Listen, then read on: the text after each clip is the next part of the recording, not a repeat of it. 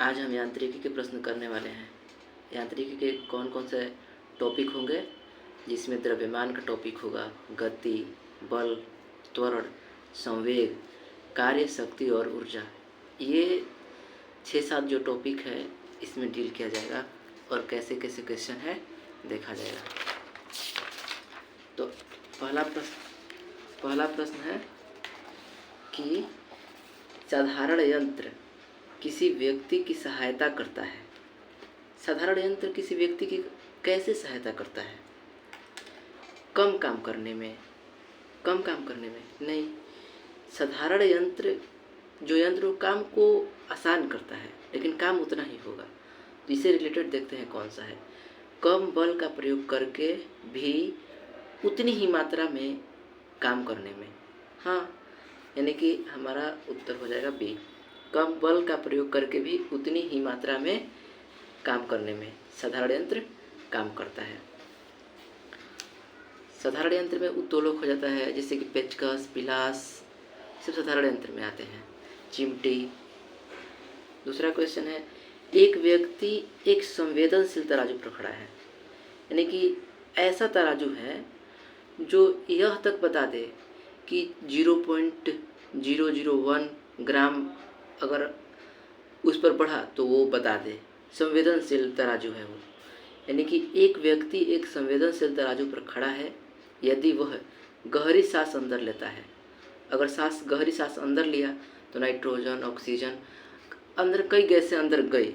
अगर अंदर गई तो उसका वेट बढ़ेगा क्योंकि तराजू कैसा है, संवेदनशील है। तो थोड़ा भी अंदर जाएगा तो वेट उसको ऐड कर लेगा। तो वेट बढ़ेगा कि घटेगा? तो वेट बढ़ेगा क्योंकि अंदर गया है। ए, निम्नलिखित में से कौन सी राशि सदिश नहीं है? कौन सी राशि सदिश नहीं है? तो विस्थापन। सदिश अदिश किसे कहते हैं? सदिश वैसी राशि जिसको व्यक्त करने के लिए दिशा की आवश्यकता हो, डायरेक्शन की जरूरत हो, सदिश बोलेंगे। जैसे कि विस्थापन हो गया, वेग हो गया, बल हो गया, इन्हें डायरेक्शन की आवश्यकता होती है। तो ये सदिश राशियाँ हैं। पूछ रहा है सदिश नहीं है, आयतन सदिश नहीं है, यानी कि अदिश राशि है। अदिश राशि किसे बोलते हैं? अदिश राशि उसे बोलते हैं जिसे व्यक्त करने के लिए डायरेक्शन की आवश्यकता नहीं होती। नेक्स्ट क्वेश्चन है, निम्नलिखित में से कौन सी राशि सदिश राशि है? कौन सी राशि सदिश राशि है? समय, चाल, विस्थापन, दूरी। सदिश विस्थापन सदिश राशि है। समय के लिए कोई डायरेक्शन की आवश्यकता नहीं होती, चाल के लिए डायरेक्शन की आवश्यकता नहीं होती। चाल और विस्थापन में क्या अंतर है? चाल, अगर कोई व्यक्ति चल रहा है, अगर कोई व्यक्ति कोई दूरी तय कर रहा है और जा रहा है, ए पॉइंट पर गया, ए से बी पॉइंट पर गया, बी से सी पॉइंट पर गया, सी से यहाँ डी पॉइंट पर पहुँचा, तो इस दूरी को चलने में जो समय लगा, दूरी बटा समय, तो इससे इसका चाल निकला। लेकिन वही विस्थापन निकलना होता तो उसके डायरेक्शन फिक्स होता कि इसे जाना है सीधे एकदम, यानी कि विस्थापन बटा समय, इसको वेग बोलेंगे। यानी विस्थापन के लिए क्या चाहिए? डायरेक्शन चाहिए। मेन फोकस यहाँ ये है कि डायरेक्शन चाहिए कि नहीं। विस्थापन के लिए डायरेक्शन चाहिए, तो ये सदिश राशि है। अगला क्वेश्चन है, निम्नलिखित में कौन सदिश राशि नहीं है? मतलब डायरेक्शन नहीं खोजना है, डायरेक्शन नहीं हो। तो वेग में डायरेक्शन होता है, विस्थापन में डायरेक्शन होता है, बलाघूर्ण में डायरेक्शन होता है।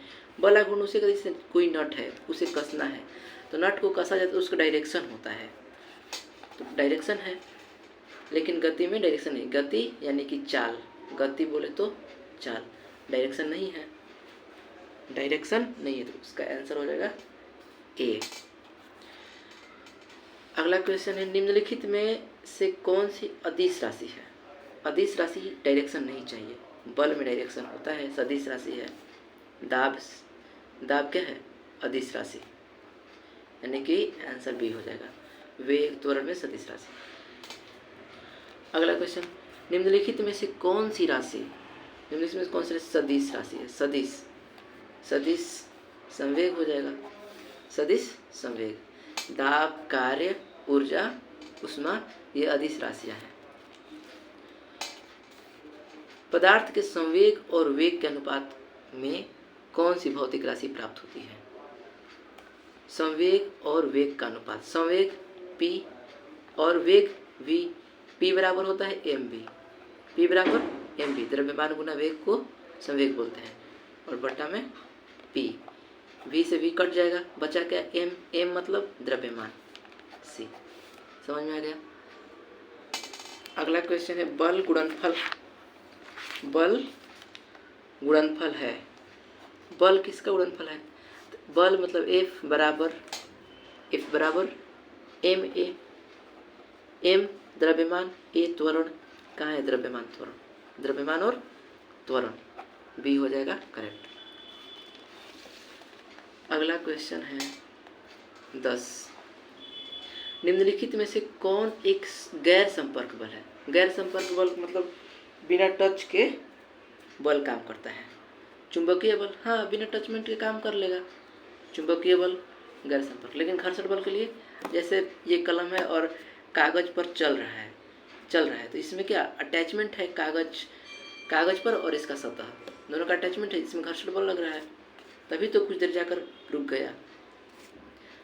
प्रभावी बल, प्रभाव दिखा रहा है, उसमें भी संपर्क बल है, ये हो जाएगा। नेक्स्ट क्वेश्चन है, यदि किसी घन के आयतन और पृष्ठ क्षेत्रफल, घन का आयतन क्या होता है? घन का आयतन 1 क्यूब और पृष्ठ क्षेत्रफल, घन का पृष्ठ क्षेत्रफल 6a²। क्या बोला है? को निरूपित करने वाले समान है, मतलब दोनों समान है, बराबर बोल रहा है, ठीक है। तो घन के किनारे की लंबाई क्या होगी? अब इधर a² है, इधर a³ है, 2 से 2 कटेगा तो एक a बचेगा इधर ना, तो a बराबर क्या हो जाएगा 6। बेसिकली यह मैथ्स का क्वेश्चन है, फिर भी साइंस ही मैथ है। नेक्स्ट क्वेश्चन है, ऊर्जा संरक्षण का आशय है कि, ऊर्जा संरक्षण क्या आशय है? ऊर्जा संरक्षण क्या बताता है? ऊर्जा संरक्षण का सिद्धांत यह है कि ऊर्जा को न तो उत्पन्न किया जा सकता है और न ही विनाश। तो कहाँ है? ऊर्जा का न ही सृजन हो सकता है, ये गलत है। ऊर्जा का न तो सृजन हो सकता है और न ही विनाश, ऑप्शन डी। हमारे द्वारा उपयोग किए जाने वाले, 13 नंबर क्वेश्चन है, हमारे द्वारा उपयोग किए जाने वाले ऊर्जा के सिद्धांत, और हमारे द्वारा उपयोग किए जाने वाले ऊर्जा के अधिकांश स्रोत संग्रहित सौर ऊर्जा का प्रतिनिधित्व करते हैं। कहना क्या चाहता है? कहना ये चाहता है कि हमारे द्वारा उपयोग किए जाने वाले ऊर्जा के अधिकांश स्रोत, जितने भी अधिकांश स्रोत हम ऊर्जा के लिए यूज करते हैं, वह सौर ऊर्जा का प्रतिनिधित्व, सूर्य की ऊर्जा से बना है। तो निम्नलिखित में से कौन सा सौर ऊर्जा कभी उत्पन्न नहीं है? तो कौन सूर्य की ऊर्जा से नहीं बना है? जैसे कि बायोमास है, तो पृथ्वी पर जितनी भी क्रियाएं हो रही है, पेड़ पौधे या जीव जंतुओं को ऊर्जा का स्रोत, अंतिम स्रोत सूर्य है, उनसे ऊर्जा प्राप्त होती है। तो इनमें से कौन है सूर्य की ऊर्जा से नहीं प्राप्त होता है? जैसे कि पवन ऊर्जा भी है, तो पवन ऊर्जा भी सूर्य की ऊर्जा से रिलेटेड है। कैसे? क्योंकि पवन ऊर्जा बनता है हाई प्रेशर और लो प्रेशर से, और high pressure low pressure, high pressure कहाँ होगा, लो प्रेशर कहाँ होगा, वो डिसाइड सनलाइट से होता है, ताकि ठंडी गर्मी का आभास हो और उधर से हाई प्रेशर लो प्रेशर बन जाए। यानी कि ये दोनों एक तरह से क्या हुआ कि सौर ऊर्जा से प्रतिनिधित्व करता है, लेकिन नाभिकीय ऊर्जा सूर्य का ऊर्जा नहीं है, उसमें भूतापीय धरती के अंदर की ऊर्जा, उसमें सूर्य की ऊर्जा नहीं है। तो ए और बी यहाँ दोनों होगा, ए और बी दोनों हो जाएगा, ऑप्शन नहीं है। अगला क्वेश्चन है, हवाओं की ऊर्जा होती है, हवा में कैसी ऊर्जा होती है? हवा गति में रहता है तो गतिज ऊर्जा होगा, केवल गतिज ऊर्जा। नेक्स्ट क्वेश्चन है, वायु शक्ति विंड पावर में ऊर्जा कौन सा विद्युत ऊर्जा में परिवर्तित होता है? ऊर्जा का कौन सा रूप विद्युत ऊर्जा में परिवर्तित होता है? तो गतिज ऊर्जा। वायु में गतिज ऊर्जा है। वायु में कौन सी ऊर्जा है? गतिज ऊर्जा है। निम्नलिखित में से किस ऊर्जा परिवर्तन में घर्षण बल शामिल होता है? निम्नलिखित में से किस ऊर्जा परिवर्तन में घर्षण बल शामिल होता है? किस में घर्षण बल शामिल है? देखते हैं। गतिज ऊर्जा से ऊष्मा ऊर्जा, गति से ऊष्मा ऊर्जा में, गतिज ऊर्जा से ऊष्मा ऊर्जा में बदला जा रहा है। इसमें क्या घर्षण शामिल है? ऊष्मा के लिए बात हो तो घर्षण होगा तो ऊष्मा होगा। से इसको रगड़ेंगे, ये क्या होगा? सतह हल्का गर्म हो जाएगा। तो गति से ऊष्मा आ रहा है मतलब घर्षण बल शामिल है इसमें। ए सही हो जाएगा। ए सही हो जाएगा। नेक्स्ट क्वेश्चन है 17, मिलान करना है। चलिए करते हैं। ऊर्जा का रूपांतरण और प्रक्रम बोला है। इसमें देखते हैं ऊष्मा से विद्युत बना है। ऊष्मा से विद्युत बना है तो क्या होगा? ऊष्मा से विद्युत बना है। ईंधन दहन जलाएंगे तो ऊष्मा से विद्युत बनेगा? विद्युत बना थोड़े रहे हैं। प्रक्रम बोला है ऊष्मा से विद्युत बना। सौर सेल ऊष्मा से विद्युत बना। हाँ, सूर्य से ऊष्मा लिया और बिजली बन रहा है, मतलब ये सही हो जाएगा। ए का 4, बी ऑप्शन करेक्ट हो जाएगा। और देखते हैं वैद्युत से ध्वनि, लाउड स्पीकर। 2 का 3, द्रव्यमान से ऊष्मा वाला नाभिकीय रिएक्टर। द्रव्यमान से यूरेनियम है, यूरेनियम को जलाते हैं तो उसका द्रव्यमान लॉस होता है, मास डिफेक्ट होता है, जिससे वो ऊर्जा बनाता है, ऊष्मा देता है। तो नाभिकीय ऊर्जा में रिएक्टर होता है, नाभिकीय रिएक्टर में इसका प्रयोग होता है। और ये हुआ सी का 2, डी का 5। रासायनिक से ऊष्मा प्रकाश, रासायनिक से ऊष्मा ईंधन। रासायनिक है, उसको जलाएं तो रसायन जल रहा है और प्रकाश दे रहा है, डी का 5। नेक्स्ट, गति को सर्वप्रथम किसने परिभाषित किया? गैलीलियो। किसने? गैलीलियो। तब इनके बाद न्यूटन नियम बताए। सर्वप्रथम गति को किसने परिभाषित किया? गैलीलियो। नेक्स्ट क्वेश्चन है, न्यूटन की गति का पहला नियम जाना जाता है। किससे जाना जाता है? जड़ता का सिद्धांत से। जड़त्व का नियम, न्यूटन का गति का पहला नियम और गैलीलियो का जड़त्व का नियम दोनों सेम है।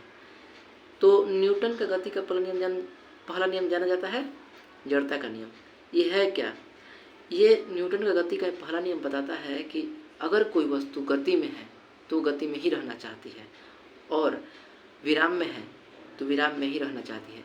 जैसे कि कंबल है, कंबल विराम में है, अगर उस पर कंबल को डंडे से झाड़ा जाता है, डंडे से पीटा जाता है तो धूल कण बाहर निकलते हैं। कैसे बाहर निकलते हैं? क्योंकि कंबल सेम जगह पर है और उसको पीटेंगे तो कंबल क्या होगा? गति में आ जाएगा। लेकिन धूल कण सोचेंगे कि हम विराम में रहे, तो और कंबल गति में हो जाएगा, इससे धूल झड़ जाता है। तो इससे कई एग्जाम्पल है। जैसे कि कोई कार चल रहा है, अचानक से ब्रेक लगा दे तो असंतुलन की स्थिति जड़त्व का नियम को दर्शाता है।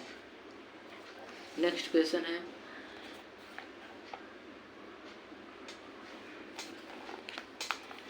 एक ट्रेन जैसे ही चलना आरंभ करती है, उसमें बैठे हुए यात्री सिर पीछे की ओर झुक जाता है। कारण क्या है? ट्रेन जैसे ही चलना आरंभ करती है, मतलब ट्रेन पहले रुकी थी तब चलना प्रारंभ करती है। तो रुकी थी तो रुकना ही, यानी कि जो विराम में है वस्तु वो विराम में ही रहना चाहती है, लेकिन स्टार्ट हो जाएगी तो यात्री पीछे झुक जाएंगे। विराम में रहना चाहते, विराम का जड़त्व उत्पन्न हुआ, तो हो जाएगा स्थिरता का जड़त्व, ऑप्शन ए, 20 का ए। नेक्स्ट क्वेश्चन है 21, एक बस सीधे रास्ते पर चल रही है, सीधे रास्ते पर चल रही है और अचानक दाईं ओर तेज मोड़ लेती है, अचानक दाईं ओर तेज रहती है, तेज मोड़ती है, तो बैठे यात्री कैसे गिरेंगे? उल्टा उसके दाईं ओर तेज मोड़ लेती है तो बस यात्री बाईं ओर झुकेंगे, सी बाईं ओर झुकेंगे। 22 क्वेश्चन। स्थित विज्ञान मतलब स्थित विज्ञान स्टैटिक्स की बात कर रहा है। निम्नलिखित में से किससे संबंधित है? स्थित विश्राम के लिए बोल रहा है, स्थित है, रुका हुआ है, तो विश्राम में है, रेस्ट में है। 22 का बी। 23 क्वेश्चन। 23 बोल रहा है एक पूर्णतः घर्षणहीन पृष्ठ। कहना ये चाहता है कि एक ऐसा पृष्ठ जो पूर्णतः घर्षणहीन है, मतलब उस पर घर्षण ही नहीं है। जैसे कि हमें लिखने के लिए भी इसमें घर्षण की आवश्यकता हो रही है, हम पृथ्वी पर धरती पर चल रहे हैं, उसमें घर्षण की आवश्यकता है। यानी घर्षण एक इम्पोर्टेंट रोल प्ले करता है जीवन जीने में। और क्वेश्चन बोल रहा है कि पूर्णतः घर्षणहीन है, मतलब घर्षण को ख़त्म कर दिया गया है, घर्षण है ही नहीं। पर उस पर घर्षणहीन पृष्ठ पर खड़ा एक व्यक्ति सीटी बजाने से, अगर सीटी बजा रहा है तो क्या गति ला सकता है? पूछ नहीं रहा है, मतलब बता रहा है कि सीटी बजाने से अपने को गति में ला सकता है। तो हाँ, क्योंकि उस पर घर्षण है ही नहीं। जितना आगे बढ़ जाएगा तो न्यूटन के तृतीय नियम से उतना पीछे भी विपरीत प्रतिक्रिया होगी, यानी कि ये कथन सत्य है। ठीक। आर क्या है? यदि किसी तंत्र पर कोई बाह्य बल क्रियाशील नहीं है तो संवेग में परिवर्तन नहीं होगा। क्रिया नहीं है तो परिवर्तन काहे का होगा? परिवर्तन नहीं होगा, ये भी सही है। लेकिन क्या ये इसका व्याख्या कर रहा है? इसका तो व्याख्या नहीं है। तो दोनों कथन सही है लेकिन व्याख्या नहीं है। ए और आर दोनों सही है, स्पष्टीकरण नहीं है। ऑप्शन बी हो जाएगा। नेक्स्ट क्वेश्चन है 24। सड़क पर चलने की अपेक्षा बर्फ पर चलना कठिन है, क्यों? क्योंकि सड़क का घर्षण ज़्यादा है, बर्फ पर घर्षण बहुत कम होगा। तो बर्फ में सड़क की अपेक्षा घर्षण कम होता है, यही कारण है कि चलना कठिन होता है बर्फ पर। ऑप्शन डी करेक्ट हो जाएगा। क्वेश्चन 25। हम एक लकड़ी के बक्से को 200 न्यूटन बल लगाकर उसे नियत वेग से फर्श पर ढकेलते हैं, यानी कि वेग क्या है? नियत है। और बल कितना लगा रहे हैं? 200 न्यूटन का बल। सीमांत घर्षण बल क्या होगा? क्योंकि लकड़ी का जो बक्सा है वह फिक्स अभी रुका हुआ है। ठीक। और क्या बोल रहे हैं? हम लकड़ी के बक्से को 200 न्यूटन बल लगाकर उसे नियत वेग से, नियत यानी कि इसका वेग नियत कर रहे हैं। अगर वेग नियत होगा तो त्वरण क्या होगा? त्वरण किसे कहते हैं? वेग में परिवर्तन को। और वेग समान है यानी कि नियत वेग है, तो v1 बराबर v2 होगा। तो v1 में से v2 हटाएंगे तो 0 हो जाएगा, यानी कि त्वरण 0 है। तो सीमांत घर्षण बल क्या होगा? त्वरण 0 हो गया, तो सीमांत घर्षण बल वही हुआ ना, क्योंकि बराबर फोर्स लग रहा है। तो 200 न्यूटन का बल लगा रहे हैं, तो बल कितना लगा? सीमांत घर्षण बल कितना होगा? घर्षण बल वही होगा 200 न्यूटन बल, क्योंकि चेंज तो हो नहीं रहा है। चेंज होता तो उसका घर्षण बल बढ़ जाता। नेक्स्ट क्वेश्चन है निम्नलिखित कथन पर तथा उससे निकाले गए निष्कर्ष पर विचार करिए तथा बताइए कौन सा निष्कर्ष सही है। कथन है कि भरी हुई गाड़ी को चलाने में, गाड़ी भरी हुई है, उसको चलाना है, उसे चलायमान रखने के लिए और उसे चलते रहे उसके रखने के लिए आवश्यक ताकत से अपेक्षाकृत अधिक ताकत से धक्का देना पड़ता है। धक्का देना पड़ता है। क्यों धक्का देना पड़ता है? जैसे कि गाड़ी है, उसको चलाना है, जब चलाना है तो उसमें बल लगेगा, फोर्स लगेगा। शुरुआत में तो फोर्स ज़्यादा लगेगा क्योंकि वस्तु रुकी हुई है। जैसे ही रुकी हुई होगी तो उसे घर्षण बल बहुत ज़्यादा प्रभावी होगा, और ये चलना जब स्टार्ट कर देगी धीरे धीरे घर्षण कम होने लगेगा, और घर्षण कम होगा तो उसे कम ताकत से देंगे, लेकिन शुरुआत में अपेक्षाकृत क्या होगा, ज़्यादा ताकत लगाना पड़ेगा। क्यों? क्योंकि किसी चलायमान वस्तु का भार कम होता है। नहीं, प्रारंभ में पहिए फिसलने लगता है, प्रारंभ में थोड़े फिसलेगा। एक बार गाड़ी चल पड़ने के बाद घर्षण क्या होता है, कम हो जाता है। तो यही सी। नेक्स्ट क्वेश्चन है 27। फुटबॉल के खेल में एक गोलकीपर फुटबॉल को गोल में पकड़ने के बाद अपने हाथों को पीछे खींचता है। अपने हाथों को पीछे खींचता है, क्यों खींचता है? यह गोलकीपर किस प्रकार सक्षम बनाता है? तो संवेग में परिवर्तन की दर को कम करने के लिए। संवेग को कम करेगा, चोट उसे नहीं लगेगा। संवेग परिवर्तन की दर को कम करने में। नेक्स्ट क्वेश्चन है, यदि प्रत्येक क्रिया के लिए एक समान और विपरीत प्रतिक्रिया होती है। प्रत्येक क्रिया के लिए एक समान और विपरीत प्रतिक्रिया होती है। कथन न्यूटन ने दिया, तीसरा नियम, न्यूटन का थर्ड लॉ। प्रत्येक क्रिया के बराबर विपरीत प्रतिक्रिया होती है। नेक्स्ट क्वेश्चन है, केंद्राभिमुखी बल किसके लिए जिम्मेदार है? केंद्राभिमुखी बल सेंट्रीपिटल फोर्स बोल रहा है। केंद्राभिमुखी बल किसके लिए जिम्मेदार है? किसके लिए जिम्मेदार है? केंद्र किसमें होगा? वृत्त होगा, तो वृत्ताकार गति के लिए इसमें सेंटर की तरफ बल लगता है। तो कहाँ है? वस्तु को वृत्ताकार पथ पर गतिमान रखना के लिए जिम्मेदार है केंद्राभिमुखी बल। नेक्स्ट क्वेश्चन है, एक प्रभावी कोरियोलिस बल किस कारण होता है? प्रभावी कोरियोलिस बल किस कारण होता है? कोरियोलिस बल पृथ्वी के घूर्णन के कारण होता है। पृथ्वी का घूर्णन के कारण, क्योंकि ये क्या होता है, पृथ्वी का जब घूर्णन होता है तो ये हवाओं को मोड़ देती है। हवाओं को लेफ्ट हैंड और राइट हैंड में मोड़ देती है। कोरियोलिस बल का प्रभाव है। प्रभावी कोरियोलिस बल किस कारण होता है? तो जिसका कारण क्या है? पृथ्वी का घूर्णन।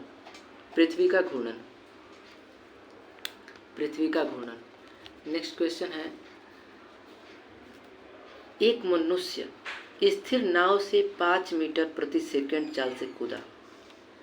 मनुष्य क्या करता है?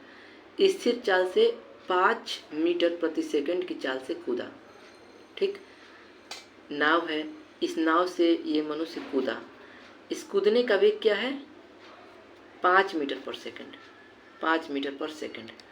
और जैसे ही ये कूदा तो ये नाव पीछे की ओर खस गई। इसका चाल क्या है? 0.5 मीटर पर सेकंड। ठीक, हमसे पूछा है बताए कि नाव का द्रव्यमान मनुष्य के द्रव्यमान का कितना गुना है। अब यहाँ कौन सा कॉन्सेप्ट लगेगा? यह कॉन्सेप्ट लगेगा संवेग का, क्योंकि कूदने से पहले का संवेग बराबर होगा कूदने के बाद का संवेग, और कूदने के बाद का संवेग, पहले का संवेग क्या है? 0। कूदने का पहले का संवेग क्या है?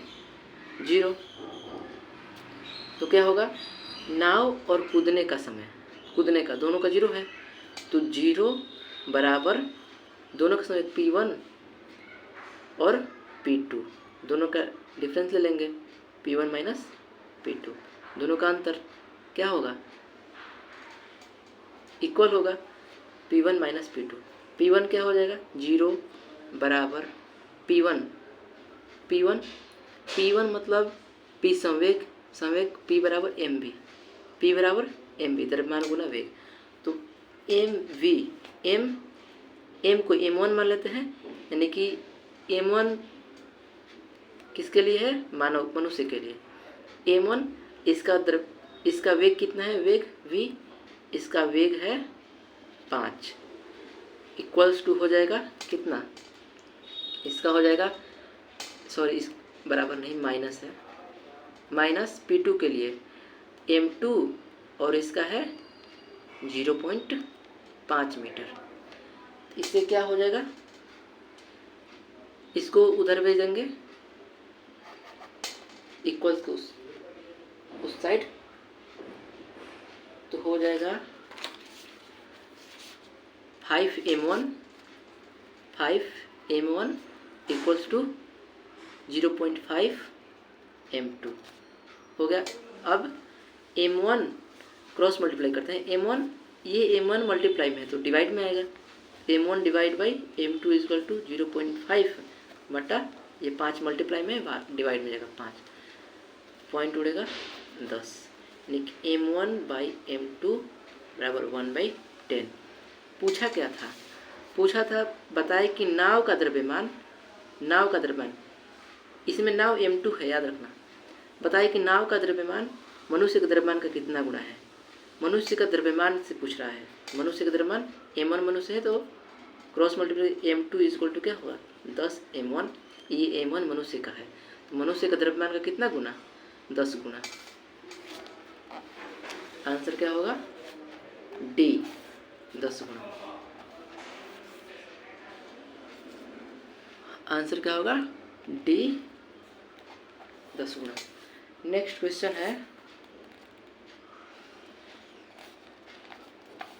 एक 0.12 kg के द्रव्यमान की एक गेंद जो 20 मीटर पर सेकंड की चाल से मीटर सेकंड इनवर्स या मीटर पर सेकंड भी बोल सकते हैं कि चाल से चल रही है, डी ब्रोगली तरंगदैर्घ्य क्या होगी। इसका डी ब्रोगली तरंगदैर्घ्य पूछ रहा है। मतलब दिया क्या है, यहाँ दिया क्या है, ये बोल रहा है कि 0.12 kg द्रव्यमान की गेंद है, यानी कि गेंद का द्रव्यमान मास दे दिया है 0.12 kg द्रव्यमान दे दिया है।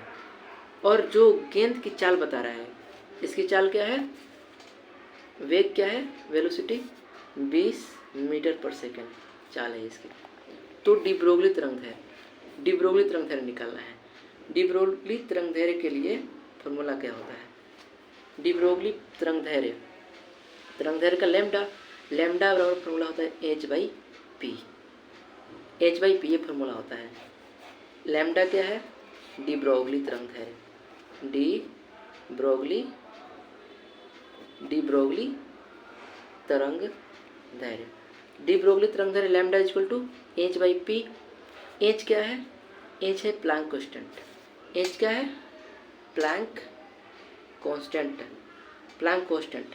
h का मान कितना होता है, h बराबर होता है 6.626 गुना 10 के पावर -34 जूल सेकंड।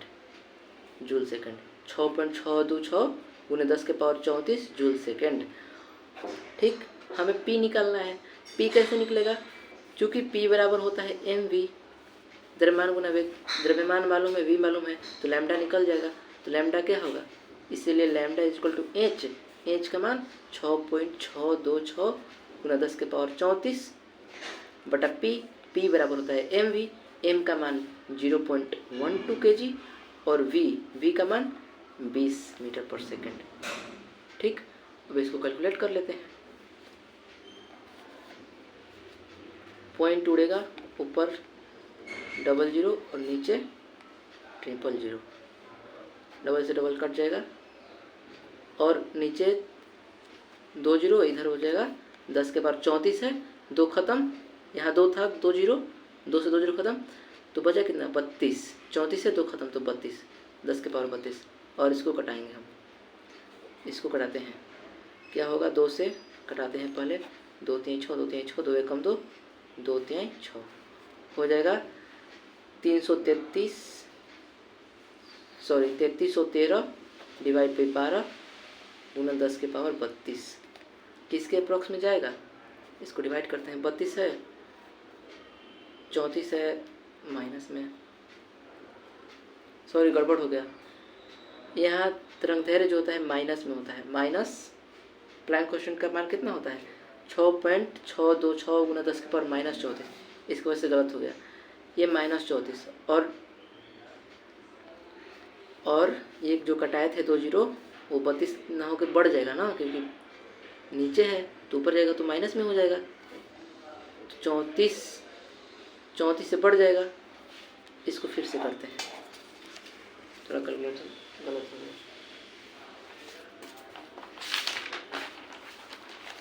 दिया क्या था, m दिया था, द्रव्यमान m कितना था 0.12 kg था, वेग कितना था 20 मीटर पर सेकेंड, हमें लिखा था लैम्डा, लैम्डा बराबर होता है h/p, h का मान क्या था h/p का mv, p संवेग द्रव्यमान गुना वेग, h का मान 6.626 गुना 10 के पावर -34 डिवाइड बाई m कितना है 0.12 kg इंटू v कितना है 20। ठीक, इधर से ऊपर 10 मिनट नीचे ही बैठाते हैं, 00 कट जाएगा और 2 5 10, ये 5 नीचे का ऊपर जाएगा तो होगा क्या 6.626 गुने 10 के पावर -34, 5 ऊपर गया बट्टा में 12 है, 12 तो किसके अप्रोक्स में आएगा, इसको कैलकुलेट करते हैं।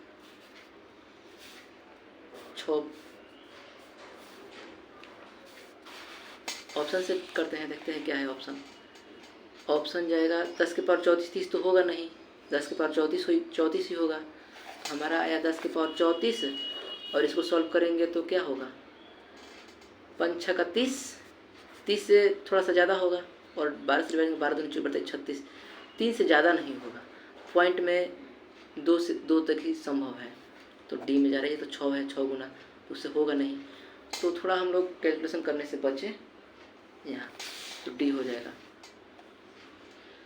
नेक्स्ट क्वेश्चन है,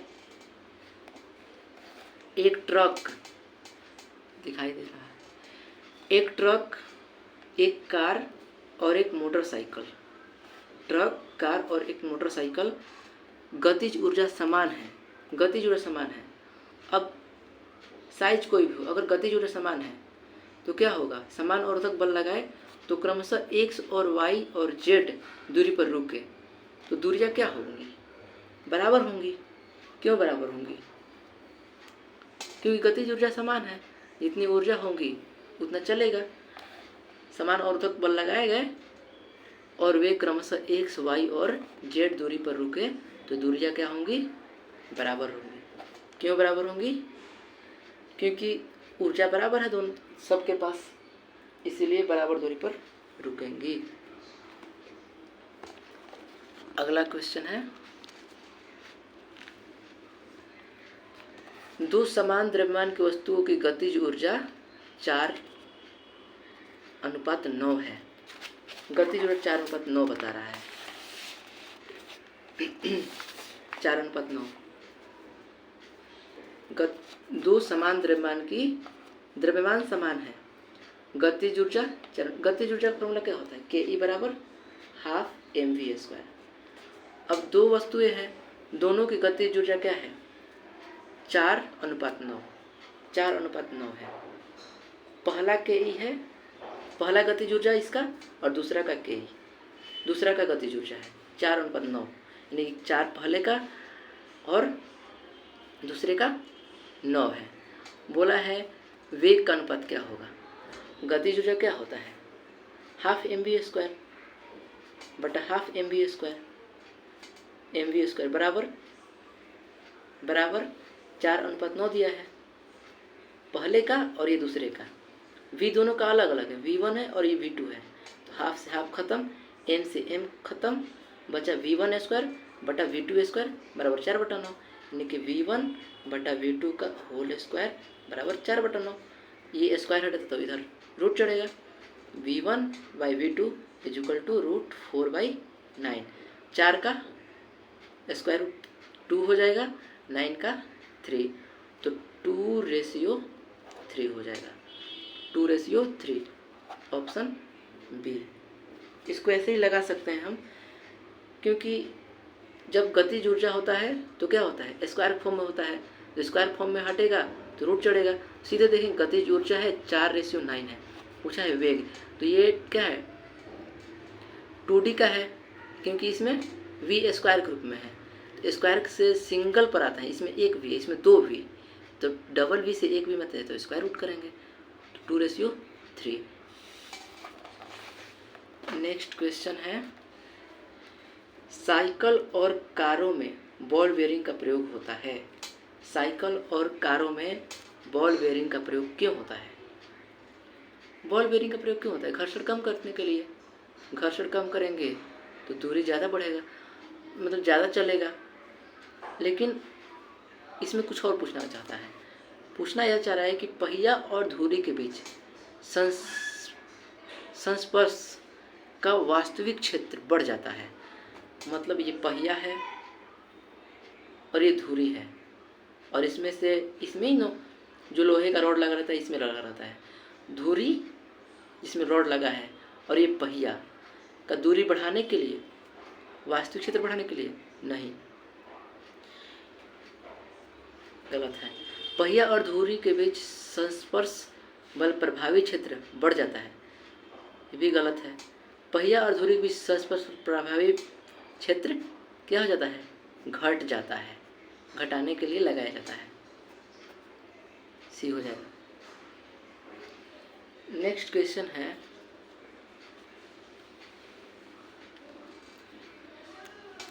बॉल बेयरिंग का उपयोग स्थैतिक घर्षण को निम्नलिखित में से किसमें परिवर्तित करने में किया जाता है?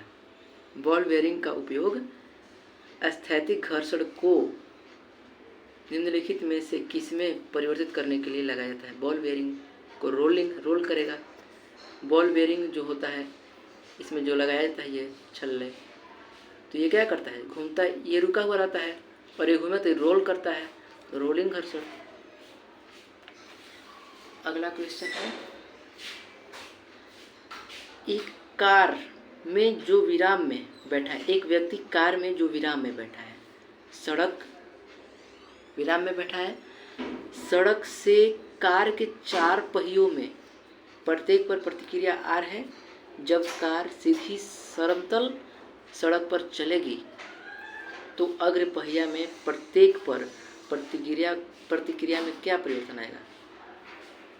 कहना क्या चाहता है?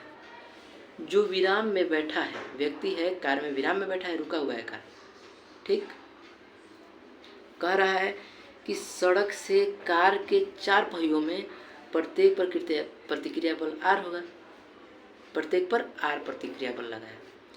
जब कार सीधी समतल सड़क पर चलेगी तो अग्र पहियों में प्रत्येक पर प्रतिक्रिया में क्या परिवर्तन आएगा? पर बराबर होगा, चारों तो समान रूप से चलेगा, बराबर होगा। R क्या होगा? बराबर होगा। नेक्स्ट क्वेश्चन है, तेल से अंशतः भरा हुआ टैंकर, तेल से अंशतः भरा हुआ तेल का एक टैंकर है, ये तेल का एक टैंकर है मान लीजिए, आर्टिस्ट तो है नहीं। तेल से अंशतः भरा हुआ टैंकर समतल सड़क पर आगे की ओर बढ़ रहा है, और ये तेल से समतल पर आगे की ओर टैंकर बढ़ रहा है तेजी से, और इसका त्वरण भी बढ़ा है। मतलब 40 का स्पीड से बढ़ा, इसका 50 हुआ, 60 हुआ, त्वरण बढ़ रहा है। तो तेल का पृष्ठ कैसा होगा? आगे की ओर बढ़ता जा रहा है, तेल का जो पृष्ठ होगा वो पीछे की ओर ज़्यादा हो जाएगा, क्योंकि गति होगा तो आगे की ओर गति होगा तो ये पीछे की ओर जाएगा, तो पीछे की ओर क्या होगा? तेल बढ़ जाएगा। तो जब पीछे की ओर तेल बढ़ जाएगा तो आगे का कम तेल रहेगा और पीछे ज़्यादा तेल हो जाएगा, तो पीछे की गहराई ज़्यादा हो जाएगी, आगे कम हो जाएगी। तो क्षैतिज से इस प्रकार आनत प्राप्त हुआ।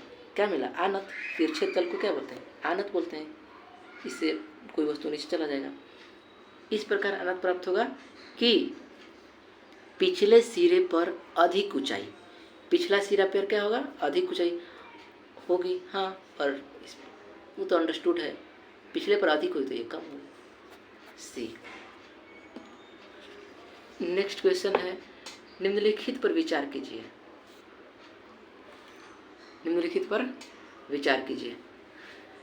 एक तीक्ष्ण वृत्ताकार पथ है,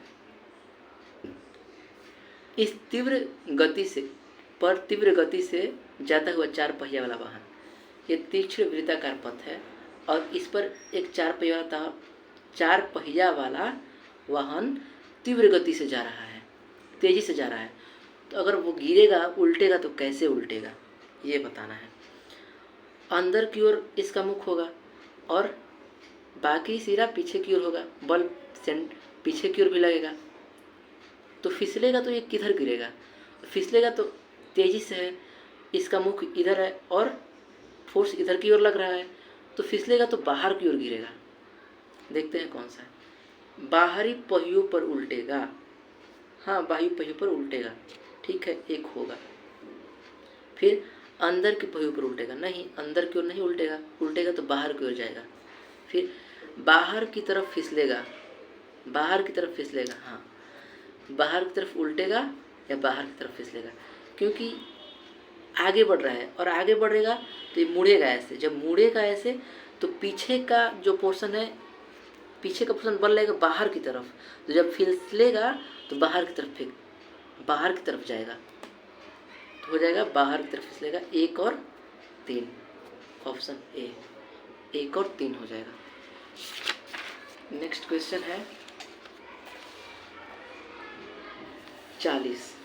किसी बल्लेबाज द्वारा क्रिकेट की गेंद को मारने पर, कोई बल्लेबाज है क्रिकेट की गेंद को मारता है पर गेंद समतल जमीन पर लुढ़कती है, कुछ दूर लुढ़कने के पश्चात रुक जाती है। गेंद रुकने के लिए धीमी होती है, क्यों? देखते हैं ऑप्शन। बल्लेबाज ने गेंद को पर्याप्त प्रयास से हिट नहीं किया था, नहीं, इसमें साइंस क्या लगा वो पूछ रहा है।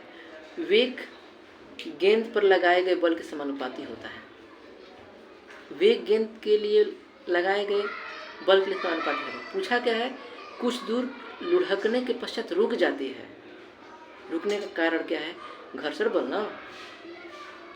गेंद पर गति के विपरीत दिशा में एक बल कार्य कर रहा है, वही घर्षण बल। घर्षण बल क्या है, विरोधी बल है, तो गति का विरोधी बल है, तो गेंद की गति की दिशा के विपरीत बल कार्य कर रहा है, सी हो जाएगा, घर्षण बल कार्य कर रहा था। नेक्स्ट क्वेश्चन है, एक बस एक निश्चित दूरी की पहली आधी दूरी v1 गति से पूरा करता है तथा अन्य आधी दूरी v2 गति से पूरा करता है। पूरी यात्रा करने में बस की औसत गति क्या होगी? बस की औसत गति पूछा है। औसत गति क्या होता है देखते हैं। औसत गति का फॉर्मूला क्या होता है? औसत चाल या औसत गति एक ही चीज़ है। औसत से बराबर कुल दूरी बटा कुल समय, कुल दूरी बटा कुल समय। बोला क्या है कि एक बस निश्चित दूरी की आधी दूरी, यानी कि निश्चित एक फिक्स दूरी है, अब इस दूरी की आधी दूरी मतलब हाफ, अगर टोटल ये इसको डी मान ले तो इसको आधा हो जाएगा हाफ डी, और ये आधा हो जाएगा हाफ डी, डी/2 आधा आधा हो जाएगा। आधी दूरी को v1 गति से पूरा करता है और अन्य आधी दूरी को v2 गति से। ये जो आधी दूरी है इसको v1 गति से पूरा करता है और नेक्स्ट आधी दूरी को v2 गति से पूरा करता है। तो यात्रा में बस की औसत गति निकालना है। औसत चाल निकालने के लिए कुल दूरी चाहिए। कुल दूरी हमें क्या मिला?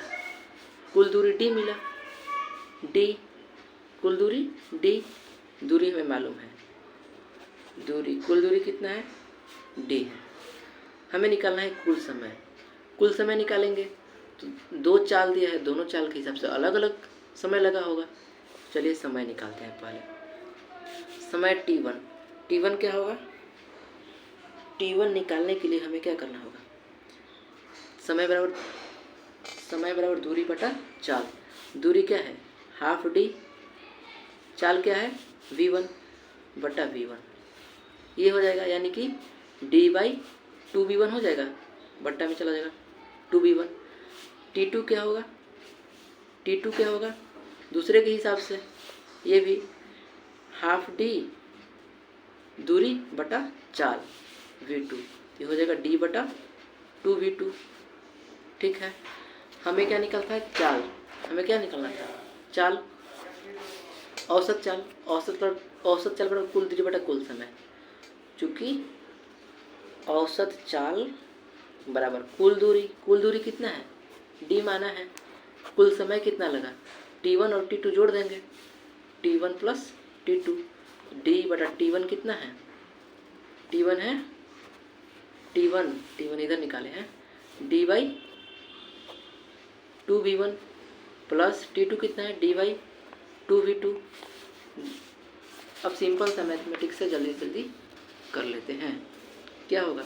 d बाई नीचे का एलसीएम ले लेते हैं, 2v1 2v2 का, 2v1 v2 हो जाएगा एलसीएम। 2 से 2 खत्म, v1 से v1 खत्म, v2 बचेगा। तो ऊपर क्या होगा? d v1 से v1 कट गया, तो v2 बचेगा, dv2 प्लस v2 से v2 खत्म, 2 से 2 खत्म, v1 बचा, तो dv1। अब क्या होगा? d बट्टा डिवाइड बाई, अब मेन बटा ये है, जब मेन बटा ये है तो नीचे का सबसे नीचे वाला ऊपर जाता है, सबसे नीचे वाला ऊपर, जैसे कि a बट्टा b बट्टा c बट्टा d है, तो इसको हम मेनली डिवाइड मानते हैं। तो जब डिवाइड मानते हैं, a बट्टा b डिवाइड c बटा d होता था तो क्या करते थे? इसको मल्टीप्लाई में बदलने के लिए ऊपर नीचे क्रॉस कर लेते थे। तो मेन डिवाइड है तो नीचे वाला सबसे ऊपर जाएगा, तो नीचे सबसे ये है, ये ऊपर जाएगा। तो जब ऊपर जाएगा तो क्या होगा? 2v1 v2 और नीचे वाला ऊपर चला गया तो खुद नीचे बचा। d इसमें क्या करते हैं? कॉमन ले लेते हैं, तो d बाहर ले लेते हैं, v2 प्लस v1 बचेगा, d से d खत्म, तो बचा क्या ऊपर? 2v1 v2 बटा में v1 प्लस v2, ये हो जाएगा 2v1 v2 बटा में v1 प्लस v2। कहाँ है? 2v1 v2 divide by v1 plus v2, option 20 सही हो जाएगा। नेक्स्ट क्वेश्चन है 22। त्वरण ज्ञात करने के लिए सही फॉर्मूला। त्वरण a बराबर v minus you by T. त्वरण क्या होता है? वेग में परिवर्तन की दर होता है, दर के लिए टाइम से भागाते हैं। वेग में परिवर्तन, पहले कुछ वेग था, उस बाद कुछ वेग हो गया, घटा देंगे। तो a बराबर v minus you by T, option A. Next question है 43। एक ट्रक विराम अवस्था से किसी पहाड़ी के नीचे की ओर नियत त्वरण से लुढ़कना प्रारंभ करती है। त्वरण नियत है। एक ट्रक विरामावस्था से पहाड़ी से नीचे की ओर नियत त्वरण से लुढ़कना शुरू करता है। यह 20 सेकंड में 400 मीटर की दूरी तय करता है। यदि ट्रक का द्रव्यमान 7 टन है, इस पर लगने वाला बल होगा। बल निकालना है। बल बराबर क्या होता है? F बराबर ma। m मास चाहिए हमें, द्रव्यमान, हाँ द्रव्यमान है हमारे पास। ये त्वरण चाहिए। क्या त्वरण मालूम है? नहीं। तो सबसे पहले हमें क्या निकालना पड़ेगा? त्वरण निकालेंगे। और ध्यान देने वाली बात यह है कि अगर ऐसा यूनिट का प्रयोग करेंगे तो सारा ऐसा यूनिट होगा, यानी कि यूनिट सेम रहना चाहिए। सेकंड ऐसा यूनिट है, मीटर ऐसा यूनिट है, टन गड़बड़ हो गया, इस टन को हम मीटर में बदल देंगे। ठीक है, बदलेंगे। सबसे पहले ए निकाल लेते हैं। ए कैसे निकालते हैं देखते हैं। ए निकालने के लिए फार्मूला है, गति विषयक 3 फार्मूले दिए गए हैं। उसमें है एक ए से बराबर ut plus half AT square. यह फार्मूला क्यों यूज करेंगे हम?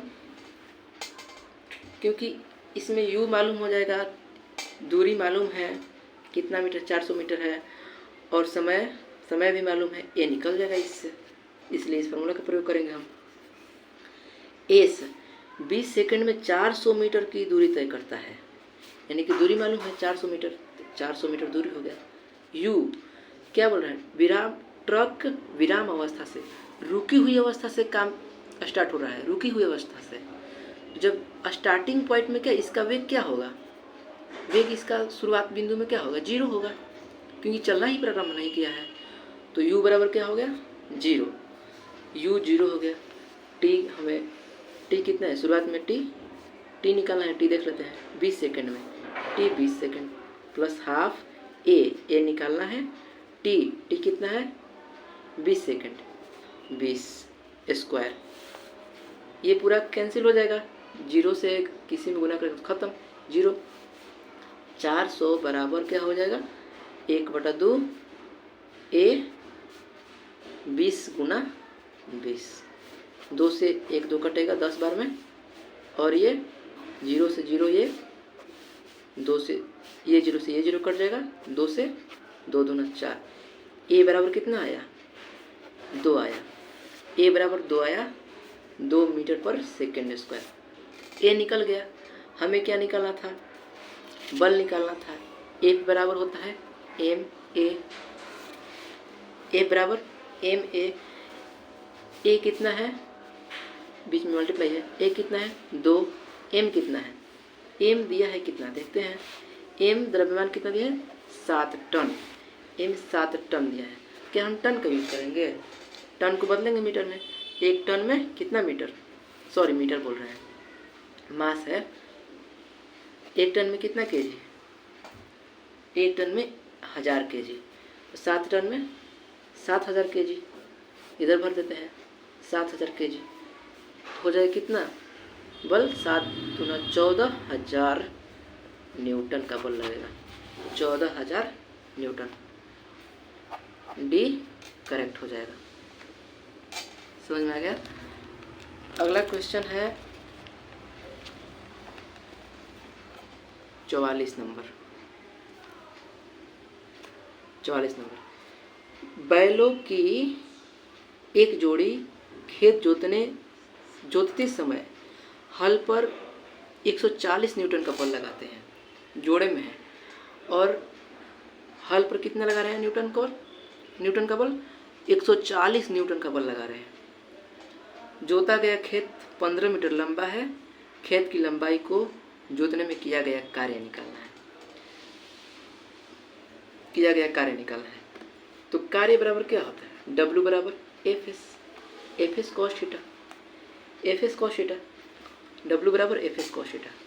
एफ फोर्स कितना लग रहा है, फोर्स लग रहा है कितना 140 न्यूटन का बल लग रहा है, ठीक है 140 न्यूटन का बल लगा है, इंटू एस दूरी कितना लंबा है 15 मीटर लंबा है, खेत जोता गया खेत 15 मीटर लंबा है, तो 15 कॉस थीटा कितना होगा, कितना माने, एक जोड़ी जोतने पर 140 न्यूटन का बल लगाती है, 15 मीटर खेत की लंबाई को जोतने में किया गया कार्य निकालना है। तो जोड़ी में बैल है तो साथ काम कर रहे हैं, जब दोनों साथ काम कर रहे हैं पैरेलली होंगे, ये पैरेलल होंगे तो 0 डिग्री का एंगल होगा, cos 0 डिग्री का मान 1, cos 0 डिग्री का मान कितना 1, 140 गुना 15 गुना 1, इसको मल्टीप्लाई कर देंगे हो जाएगा 0, 15 चौका 60, 6 हासिल, 15 का 15, 6 15 6 21,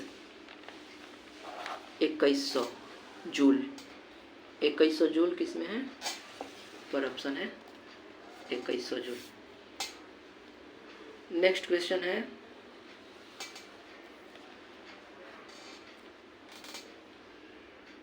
वॉशिंग मशीन का कार्य सिद्धांत है। वॉशिंग मशीन में अंदर गोल गोल घूमता है मशीन, उसे साफ होता है, तो ये क्या है अपकेंद्रण, अंदर अपकेंद्रण बल लग रहा है, अपकेंद्रण बल लग रहा है। मथने के पश्चात,